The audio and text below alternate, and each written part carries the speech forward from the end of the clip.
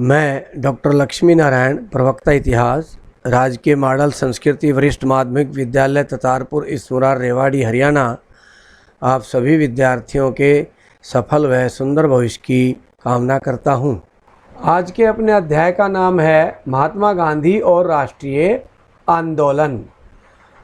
आज के इस व्याख्यान के उपविषय हैं नमक सत्याग्रह व दांडी मार्च। इसी के साथ गोलमेज सम्मेलन को भी हम पढ़ेंगे। अर्थात इस व्याख्यान में हम सविनय अवज्ञा आंदोलन को विस्तार से पढ़ने जा रहे हैं। प्यारे विद्यार्थियों, असहयोग आंदोलन समाप्त होने के कई वर्ष बाद तक महात्मा गांधी ने अपने को समाज सुधार कार्यों पर केंद्रित रखा। 1928 में उन्होंने पुनः राजनीति में प्रवेश करने की सोची। उस समय क्या घटना घटी कि भारत में साइमन कमीशन आया और कुछ इस प्रकार की और भी अन्य घटनाएं घटी, जिन घटनाओं ने गांधी जी को नमक सत्याग्रह आरंभ करने की परिस्थितियां पैदा की। तो उन्हीं परिस्थितियों में पहली घटना साइमन कमीशन थी। भारत में 1919 के अधिनियम की कार्य प्रणाली की समीक्षा करने के लिए इंग्लैंड से यह साइमन कमीशन भारत भेजा गया था। इस कमीशन में सभी सदस्य श्वेत थे, अर्थात अंग्रेज थे, और इसमें कोई भी भारतीय सदस्य नहीं था। इसलिए भारत में सभी जगह इसका विरोध हुआ। भारत के संबंध में निर्णय लेने वाली एक कमीशन में कोई भी भारतीय ना होना, ये भारतीयों को बड़ा अखरा, और उन्होंने हर जगह भारत में जहां पर भी साइमन कमीशन गया उसका विरोध किया। पूरे भारत में साइमन वापस जाओ के नारे सभी जगह लगे। पूरे भारत में आम जन साइमन कमीशन के विरोध में सड़कों पर निकल आया। बड़े बड़े बैनर लेकर के साइमन गो बैक उन पर लिख करके, और वे फेरियां निकालने लगे, वो जुलूस निकालने लगे। साइमन कमीशन विरोध के बावजूद भी पूरे भारत के प्रमुख शहरों में जा रहा था और वहां के प्रमुख नागरिकों से 1919 के विधेयक के संबंध में जानकारी ले रहा था और आगे क्या अधिकार भारतीयों को दिए जा सकते हैं, इस संबंध में भी वो अपनी रिपोर्ट तैयार कर रहा था। इसी दौरान Simon commission Amritsar railway station पर पहुंचा। वहां लाला लाजपत राय अपने साथियों के साथ, जिसमें सरदार भगत सिंह आदि भी शामिल थे, रेलवे स्टेशन पहुंच गए और वहीं स्टेशन पर उन्होंने अपने साथियों के साथ साइमन कमीशन का कड़ाई से विरोध किया। साइमन कमीशन जब अमृतसर पहुंचा तो लाला लाजपत राय और उनके साथियों ने विरोध किया तो पुलिस ने उन पर लाठी चार्ज कर दिया, जिससे लाला लाजपत राय बुरी तरह से घायल हो गए और 17 नवंबर 1928 को लाला लाजपत राय का निधन हो गया, क्योंकि लाठियों की चोट उन पर बहुत गहरी पड़ी थी। आप चित्र में देख रहे हैं किस तरह से लाठियां बरसाई जा रही है, और उस समय के अखबार में जो खबर छपी थी वो भी आप सामने कटिंग एक अखबार की देख रहे हैं। इसी दौरान दूसरी घटना बारदौली के किसानों द्वारा सत्याग्रह की घटना है। सरदार पटेल ने किसानों का पूरा साथ दिया और आंदोलन चला रहे थे, सत्याग्रह पर बैठे थे। बारदौली सत्याग्रह को किसानों का पूरा समर्थन मिला, आम जन का पूरा समर्थन मिला। तो गांधी जी ने भी बारदौली सत्याग्रह को अपना आशीर्वाद दिया। अर्थात इन दो सत्याग्रहों में, साइमन कमीशन का विरोध और बारदौली सत्याग्रह में, गांधी जी ने स्वयं भाग न लेकर के पूरा आशीर्वाद इन दोनों आंदोलनों को दिया। 1929 में दिसंबर के अंत में कांग्रेस ने अपना वार्षिक अधिवेशन लाहौर शहर में किया। आजकल विद्यार्थियों लाहौर पाकिस्तान में पढ़ता है। यह अधिवेशन दो दृष्टियों से महत्वपूर्ण था। पहला, जवाहरलाल नेहरू का अध्यक्ष के रूप में चुनाव, जो युवा पीढ़ी को नेतृत्व की छड़ी सौंपने का प्रतीक था। यानी कि इस अधिवेशन की अध्यक्षता युवा नेता जवाहरलाल नेहरू कर रहे थे।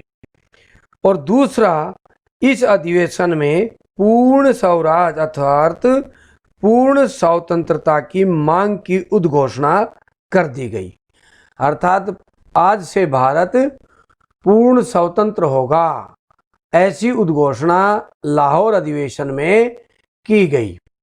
लाहौर अधिवेशन में पूर्ण स्वतंत्रता की घोषणा के बाद योजना तैयार की गई कि 26 जनवरी 1930 को स्वतंत्रता दिवस मनाया जाएगा।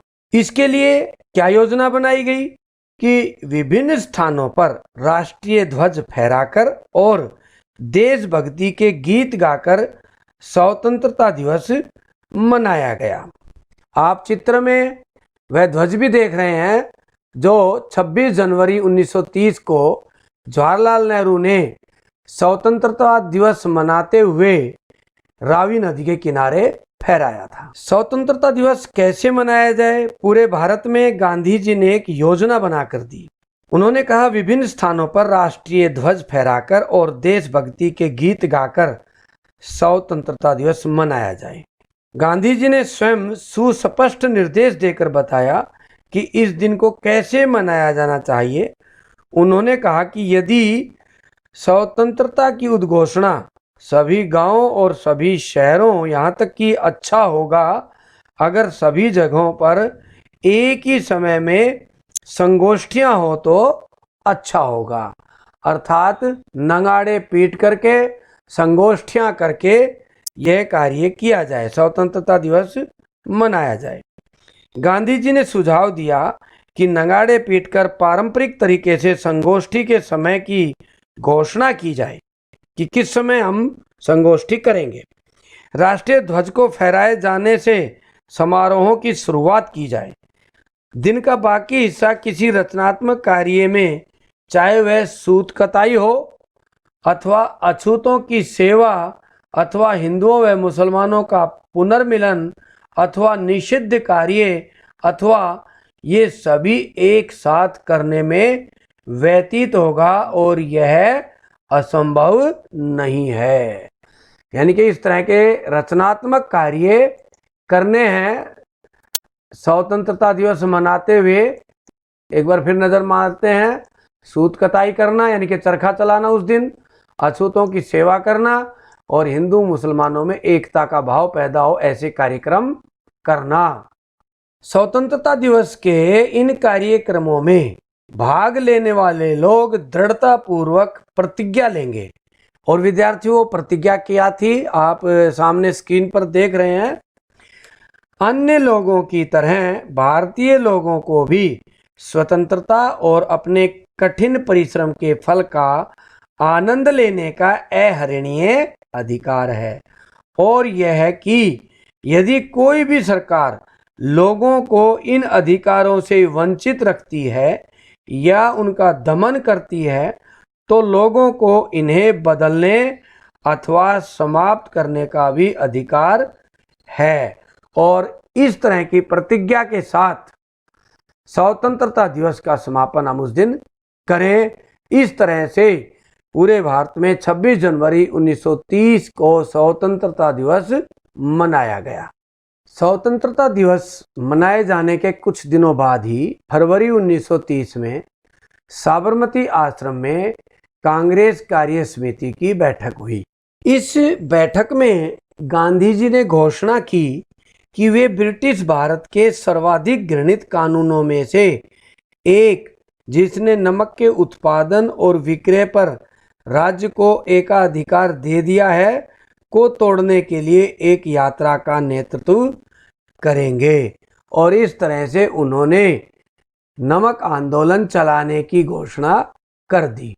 आंदोलन आरंभ करने से पहले गांधी जी एक बार सरकार से आग्रह करना चाहते थे कि हमारी कुछ मांगे मान ली जाए और इसके साथ ही सरकार को निरुत्तर करना भी चाहते थे। सरकार को निरुत्तर करने के लिए गांधी जी ने 11 मांगे प्रस्तुत की ब्रिटिश सरकार के सामने। इनमें से प्रमुख मांगे हम देख रहे हैं। इनमें से प्रमुख मांगे थी, पहली थी नमक कानून हटाना, कि भारत में नमक समुद्र में खूब बनता है और इस पर से कर हटाया जाए, नमक पर बना कानून हटाया जाए। पूर्ण शराबबंदी, भू राजस्व में कमी की जाए, सैनिक व्यय को आधा किया जाए, विदेशी वस्तुओं पर तट कर लगाया जाए जिससे भारतीय वस्तुओं की बिक्री हो, भारतीय वस्त्र उद्योग की रक्षा हो और भारतीय राजनीतिक बंदियों की रिहाई की भी मांग गांधी जी ने रखी। इस तरह से कुल 11 मांगे गांधी जी ने ब्रिटिश वायसराय के पास भेजी, जो लगभग अस्वीकार कर दी गई। वायसराय से कोई जवाब न मिलने के बाद गांधी जी ने दांडी यात्रा का ऐलान कर दिया और समुद्र किनारे स्थित दांडी की तरफ चल पड़े। 12 मार्च 1930 को साबरमती आश्रम से गांधी जी ने यह यात्रा आरंभ की। सुबह 6:30 पर वो अपने साथियों के साथ दांडी की तरफ चल पड़े। सुबह जल्दी ही गांधी जी ने अपने साथियों के साथ आश्रम छोड़ दिया और दांडी मार्च आरंभ कर दिया। आश्रम से चलते समय गांधी जी के साथ 78 अनुयायी थे जो दांडी तक उनके साथ चलने को तैयार हुए थे और साबरमती आश्रम से दांडी की दूरी 241 मील थी। इस यात्रा को उस समय के राष्ट्रीय और अंतर्राष्ट्रीय अखबारों ने बड़ा महत्व दिया और अखबारों में इसे छापा। आप चित्र में देख रहे हैं, अखबारों की कटिंग्स है ये टाइम मैगजीन का फ्रंट पेज है, उस पर गांधी जी का चित्र छपा था। प्यारे विद्यार्थियों, नमक एक अधिकार के जिस मुद्दे का गांधी जी ने चयन किया था वह गांधी जी की कुशल समझदारी का एक अन्य उदाहरण था। प्रत्येक भारतीय घर में नमक का प्रयोग अपरिहार्य था, यानी कि जरूरी था, लेकिन इसके बावजूद उन्हें घरेलू प्रयोग के लिए भी नमक बनाने से रोका गया। जैसा कि हम चित्र में देख रहे हैं किस तरह से पारंपरिक तरीके से नमक बनाया जाता था। समुद्र के पानी को इस तरह से भर दिया जाता था क्यारियां बना करके और इस तरह से नमक तैयार हो जाता था। अर्थात बहुत सस्ते में भारत में फ्री में नमक तैयार होता था जिस पर अंग्रेजों ने टैक्स लगा दिया, क्योंकि नमक एक ऐसी आवश्यक चीज़ थी जो प्रत्येक घर में प्रयोग होती थी। इस तरह इस नमक को दुकानों पर ऊंचे दामों पर खरीदने के लिए भारतीयों को बाध्य किया गया। नमक पर राज्य का एकाधिपत्य बहुत अलोकप्रिय था।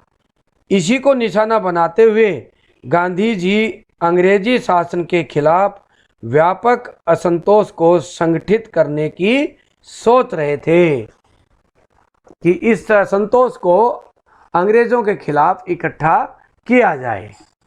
यानी कि लोगों की जो नाराजगी नमक बनाने को लेकर थी और अन्य छोटी छोटी बातों को लेकर के थी, उसको संगठित करने की गांधी जी सोच रहे थे। अब विद्यार्थियों प्रश्न उठता है कि गांधी जी ने नमक को ही सत्याग्रह के लिए क्यों चुना? ऐसा ये मुद्दा उनको क्यों लगा कि उन्होंने इसी को ही सत्याग्रह का मुद्दा बनाया?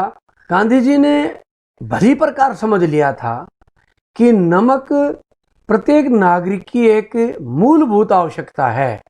इस नमक कानून से देश का प्रत्येक नागरिक प्रभावित हुआ है। इसके लिए उन्होंने यह आंदोलन चलाने की सोची। कुछ कारण देखते हैं जिसके कारण उन्होंने यह आंदोलन चलाया। पहला है, यह कानून भारत में सर्वाधिक घृणित कानून था। नमक बनाने व बेचने पर राज्य का एकाधिकार हो गया था, अर्थात नमक सरकार ही बनाएगी और सरकार ही बेचेगी। अब आम नागरिक समुद्र किनारे नमक नहीं बना सकता। दूसरा कारण, भारत में जनसाधारण इस कानून को घृणा की दृष्टि से देखने लगा था। नमक प्रत्येक घर की आवश्यकता था। समुद्र के पास रहने वालों को भी नमक बनाने पर प्रतिबंध लगा दिया गया था और उन्हें भी स्वयं ऊंचे दामों पर नमक खरीदना पड़ता था। इसलिए लोग सरकार से नाराज थे और गांधी जी के इस आंदोलन से जुड़ने को तैयार बैठे थे। तीसरा कारण, नमक जो प्राकृतिक रूप से तैयार होता था, उस नमक पर ब्रिटिश सरकार ने 14 गुना तक कर लगा दिया गया। यदि सरकार नमक को लाभ पर नहीं बेच पाती थी, यदि उसको लगता कि हमें लाभ नहीं हो रहा है नमक बेचने पर और नमक अधिक मात्रा में है, तो नमक को सरकार नष्ट कर देती थी, नागरिकों को सस्ते दामों पर नहीं देती थी। राष्ट्र की इस संपत्ति को इस प्रकार नष्ट करना, देश का प्रत्येक नागरिक, गांव का आम नागरिक भी इस बात को समझ रहा था कि अंग्रेज क्या कर रहे हैं, किस तरह से देश की मूलभूत आवश्यकता को नष्ट कर रहे हैं, इसलिए उसमें असंतोष था। इस कानून ने लोगों को बहुमूल्य सुलभ ग्राम उद्योग से वंचित कर दिया था। समुद्र के नजदीक रहने वाले गांव का मुख्य कमाई का साधन नमक बनाना ही था और सरकार ने जब वो साधन उनसे छीन लिया तो पूरे गांव के गांव बेरोजगार हो गए और उनमें बड़ा भारी असंतोष पैदा हो गया। इस तरह हम देखते हैं कि गांधी जी ने देखा कि आम भारतीय से जुड़ा मुद्दा नमक का ही मुद्दा है और यही मुद्दा अंग्रेजों के खिलाफ देश के प्रत्येक नागरिक को खड़ा कर सकता है, उसको उद्वेलित कर सकता है। इसलिए गांधी जी ने इस मुद्दे को चुना और दांडी के लिए चल पड़े थे। तो इस तरह से अधिकांश भारतीयों को गांधी जी की इस चुनौती का महत्व समझ में आ गया था, किंतु अंग्रेजी राज को नहीं समझ में आया। हालांकि गांधी जी ने अपनी नमक यात्रा की पूर्व सूचना वायसराय लॉर्ड इरविन को दे दी थी। जैसा कि हमने अभी देखा था कुछ देर पहले कि उन्होंने इरविन को 11 मांगे भेजी थी, परंतु उन्होंने अस्वीकार कर दी थी, कोई महत्व नहीं दिया था और ना ही इरविन इस नमक यात्रा के महत्व को उस समय समझ सके थे। परंतु गांधी जी ने 12 मार्च 1930 को अपनी दांडी यात्रा 78 नागरिकों के साथ शुरू की थी और दांडी तक कारवां जुड़ता चला गया। हजारों लोग गांधी जी के साथ चल पड़े थे और दांडी पहुंच गए। 5 अप्रैल को जाकर के वहां समुद्र का पानी इकट्ठा किया गया और घोषणा की गई, कल हम नमक कानून तोड़ेंगे। 6 अप्रैल को सुबह उठ करके गांधी जी ने नमक कानून तोड़ा और कानून की निगाह में वो अब अपराधी हो गए थे। आप विद्यार्थियों चित्र में देख रहे हैं, सत्याग्रही जमीन से नमक उठा करके और नमक कानून को तोड़ रहे हैं। दाईं तरफ देख रहे हैं, स्वयं गांधी जी भी नमक उठा रहे हैं जमीन से और नमक कानून तोड़ रहे हैं। तो इस तरह से अब वो ब्रिटिश सरकार की निगाहों में अपराधी हो गए थे और इस तरह 6 अप्रैल 1930 को गांधी जी ने दांडी में नमक बना करके नमक कानून तोड़ा। नमक कानून तोड़ने के बाद गांधी जी ने पूरे भारत में सविनय अवज्ञा आंदोलन चलाने का ऐलान कर दिया। इस आंदोलन को उसी तरह से चलाया गया जैसे असहयोग आंदोलन चलाया गया था। उसी तरह के क्रियाकलाप, उसी तरह के कार्यक्रम अपनाए गए जैसे कि असहयोग आंदोलन में चलाए गए थे। देश के विशाल भूभाग में किसानों ने दमनकारी औपनिवेशिक वन कानूनों का उल्लंघन किया, जिसके कारण वे और उनके मवेशी उन्हीं जंगलों में नहीं जा सकते थे जहां एक जमाने में वे बेरोक टोक घूमते थे। इसी तरह फैक्ट्री कामगार हड़ताल पर चले गए। वकीलों ने ब्रिटिश अदालतों का बहिष्कार कर दिया। विद्यार्थियों ने सरकारी शिक्षा संस्थानों में पढ़ने से इनकार कर दिया।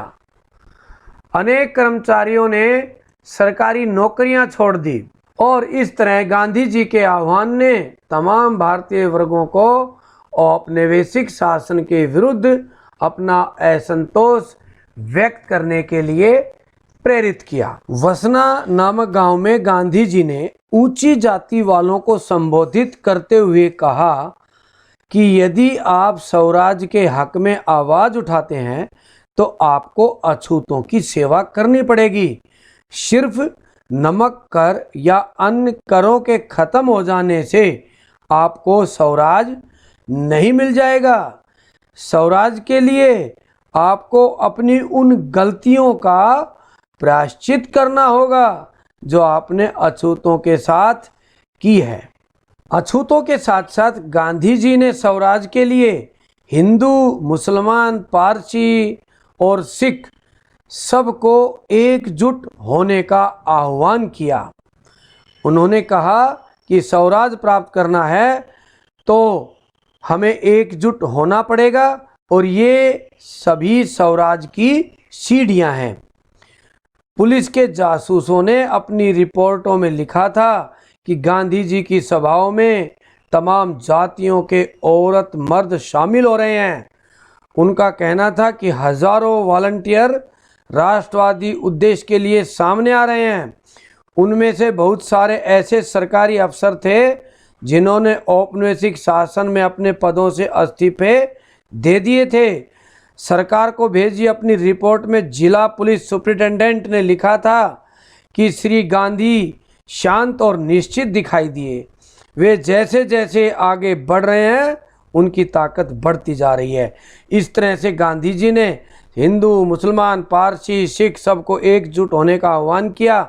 साथ ही सभी को कहा कि हमें अछूतों के प्रति अपने भाव बदलने होंगे, हमें प्रायश्चित करना होगा, तभी हमें स्वराज मिल पाएगा। विद्यार्थियों, आरंभ में अंग्रेजी समाचार पत्रों ने गांधी जी की इस योजना का बड़ा मजाक उड़ाया था, यानी कि नमक आंदोलन का बड़ा मजाक उड़ाया था। उसे बाल विहार की संज्ञा दी थी कि बच्चे घूमने गए हैं।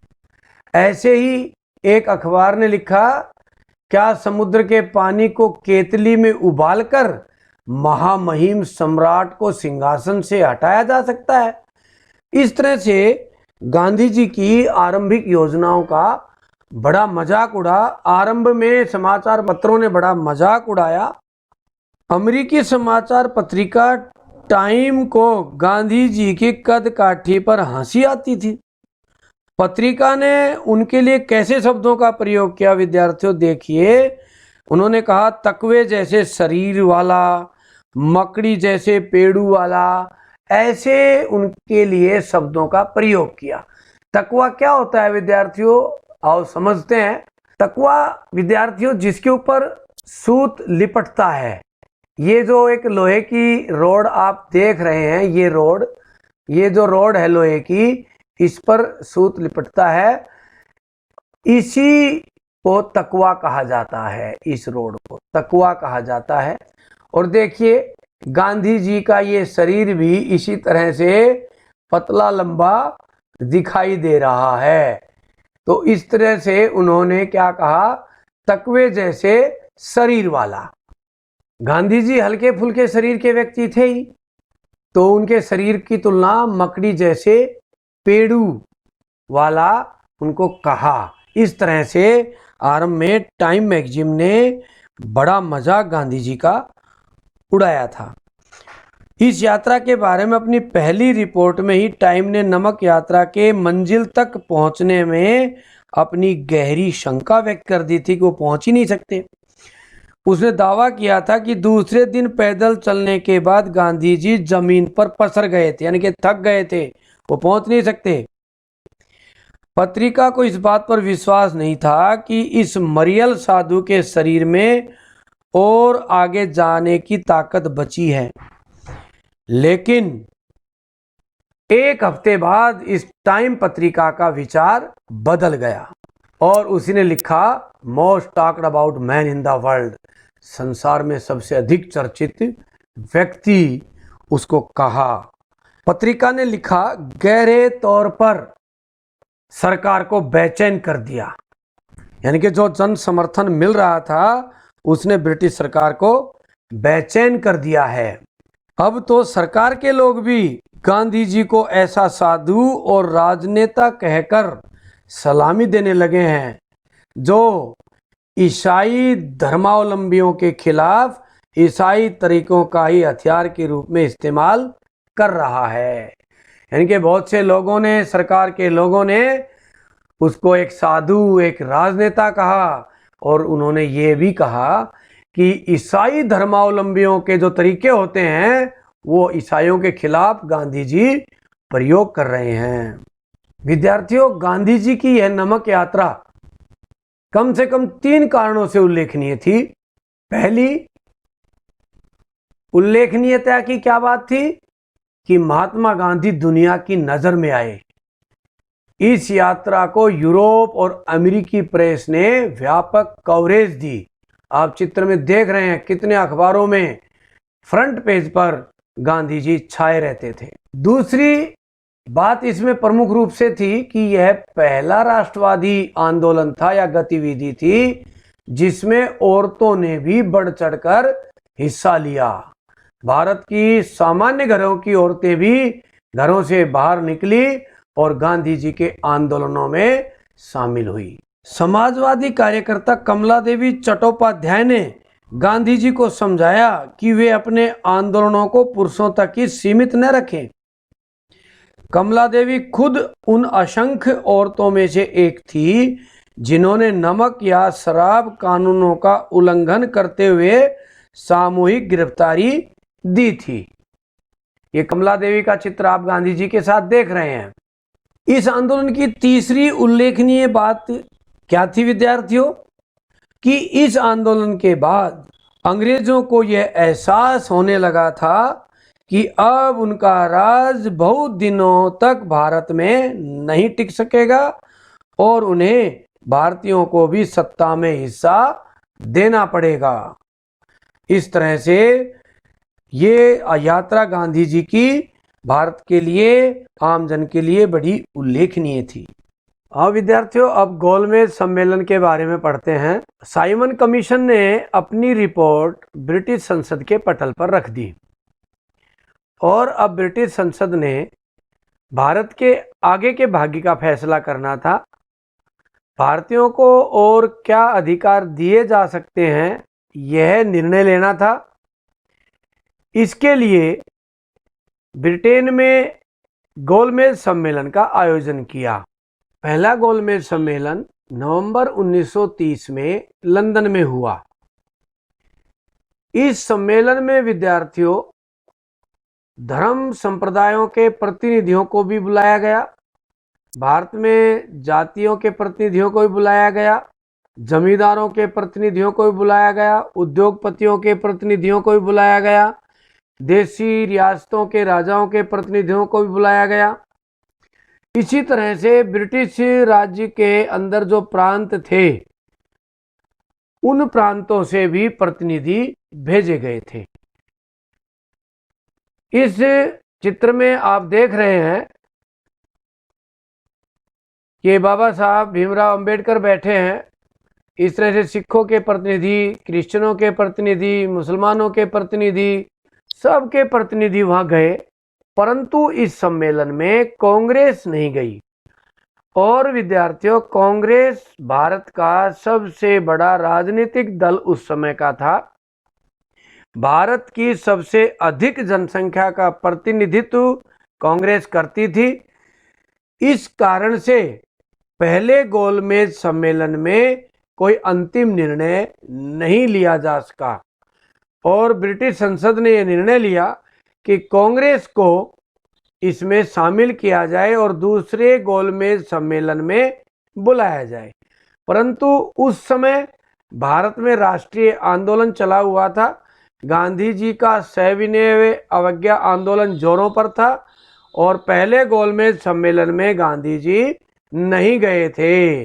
इस तरह हम देखते हैं कि कांग्रेस के न जाने के कारण यह सम्मेलन पोस्टपोन कर दिया गया और अगले सम्मेलन में कांग्रेस भाग ले, इसके लिए भारत के वायसराय को निर्देश दिए गए और इस तरह ये पहला गोलमेज सम्मेलन बिना किसी निर्णय के समाप्त हो गया। प्रथम गोलमेज सम्मेलन के बाद वायसराय को मिले निर्देश के बाद वायसराय ने जनवरी 1931 को गांधी जी को जेल से रिहा कर दिया। गांधी जी ने अपने प्रमुख नेताओं के साथ इलाहाबाद में एक बैठक की। ये बैठक का चित्र विद्यार्थियों आप देख रहे हैं। इसमें पंडित जवाहरलाल नेहरू, जमनालाल बजाज, सुभाष चंद्र बोस, महादेव देसाई, सरदार वल्लभ भाई पटेल बैठे हैं और लिए निर्णय ले रहे हैं कि हमने बैठक में भाग लेना चाहिए या नहीं लेना चाहिए, और लेना चाहिए तो हमें किस आधार पर लेना चाहिए। गांधी जी ने कांग्रेस के प्रमुख नेताओं के साथ इलाहाबाद में बैठक करने के बाद गांधी जी ने इरविन के साथ 5 मार्च 1931 को समझौता किया। उस समझौते की प्रमुख शर्तें हम विद्यार्थी देख रहे हैं। पहली शर्त थी कि गांधी जी सविनय अवज्ञा आंदोलन को वापस ले लेंगे, बंद कर देंगे। दूसरी शर्त, कांग्रेस पुलिस ज्यादतियों की मांग नहीं करेगी, यानी कि अंग्रेज पुलिस ने कांग्रेस के आंदोलन के दौरान जो अत्याचार किए थे उनकी जांच की मांग नहीं करेगी। उन हिंसात्मक कार्य करने वाले अपराधियों को जिन पर अपराध सिद्ध हो चुका है को छोड़कर अन्य राजनीतिक बंदियों को छोड़ दिया जाएगा। ये तीसरी शर्त थी। परंतु इस शर्त के अनुसार सरदार भगत सिंह को फांसी हो गई। यदि गांधी जी उस समय चाहते तो उस समय ब्रिटिश सरकार मजबूर थी और गांधी जी ये शर्त रख सकते थे कि हिंसक या अहिंसक कैसे भी कार्य में जो शामिल है उनको सबको छोड़ा जाएगा। चौथी जो मांग थी, तटीय इलाकों में नमक बनाने की अनुमति दी गई कि तट के आसपास, समुद्र के आसपास के लोग नमक बना सकते हैं और प्रयोग कर सकते हैं। कांग्रेस दूसरे गोलमेज सम्मेलन में भाग लेगी। इस तरह से इन शर्तों के बाद कांग्रेस ने गोलमेज सम्मेलन में जाना स्वीकार कर लिया।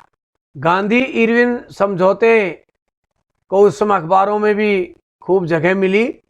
आप देख रहे हैं, India's peace assured by compromise, viceroy and Gandhi reach agreement on major points of dispute, civil disobedience to cease at once, Congress cancel demand for police enquiry, salt making permitted on cost.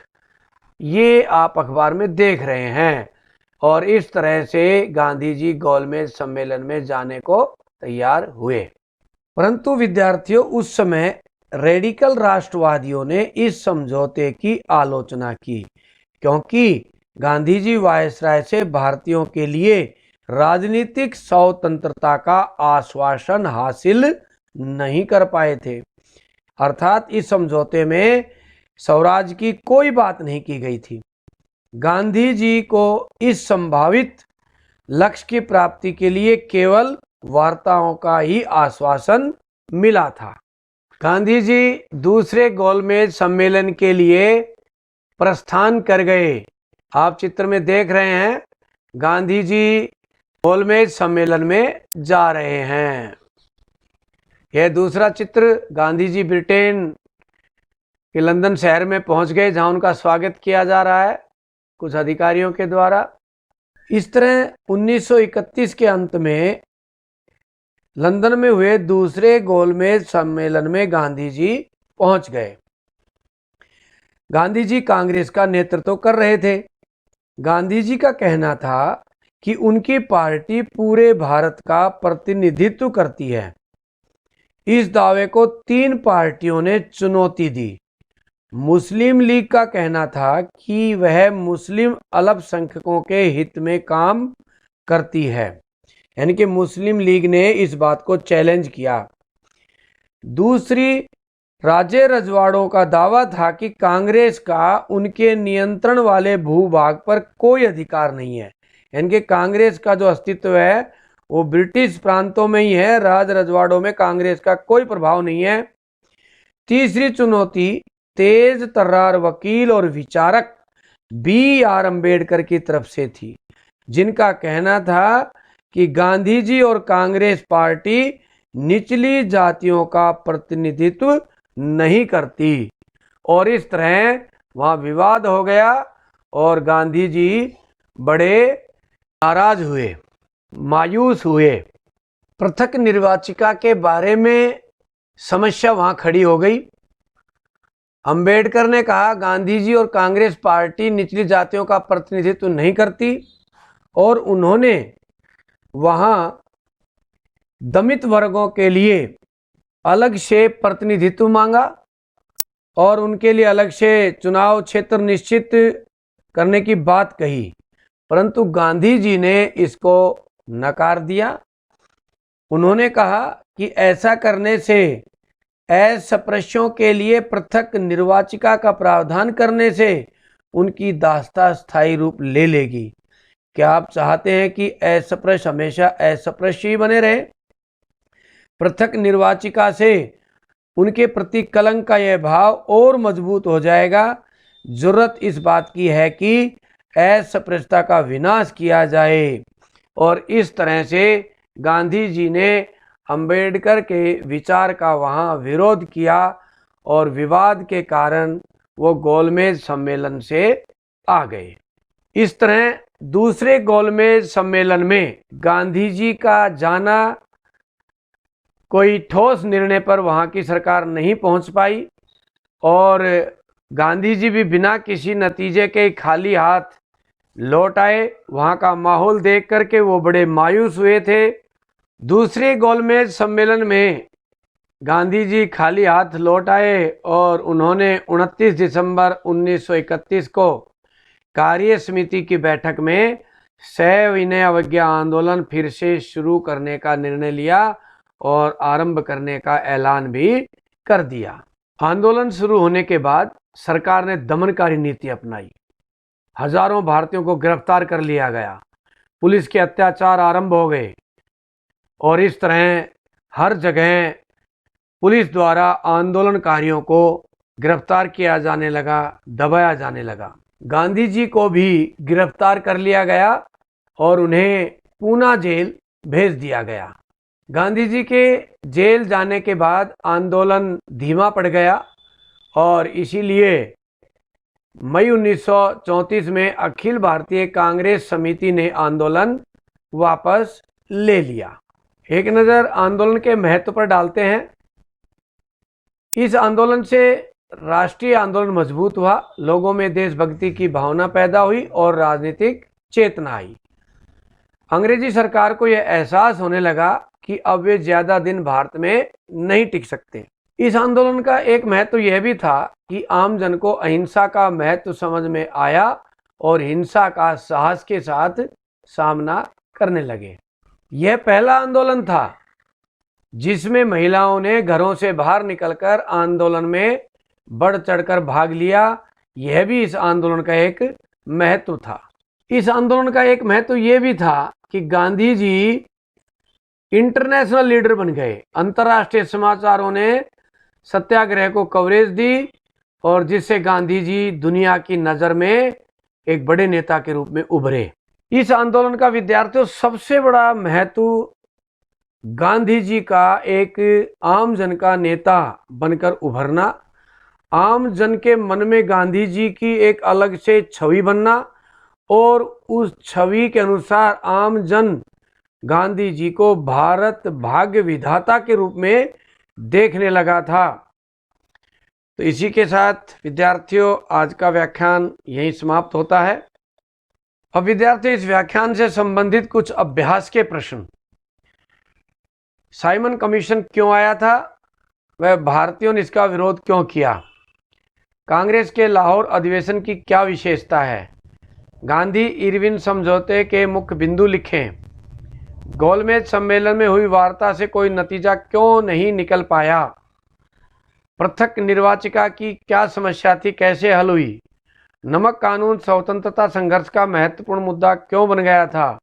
और एक बड़ा प्रश्न आपने लिखना है विद्यार्थियों, सविनय अवज्ञा आंदोलन का विस्तार से वर्णन करें। आप सभी का बहुत बहुत धन्यवाद।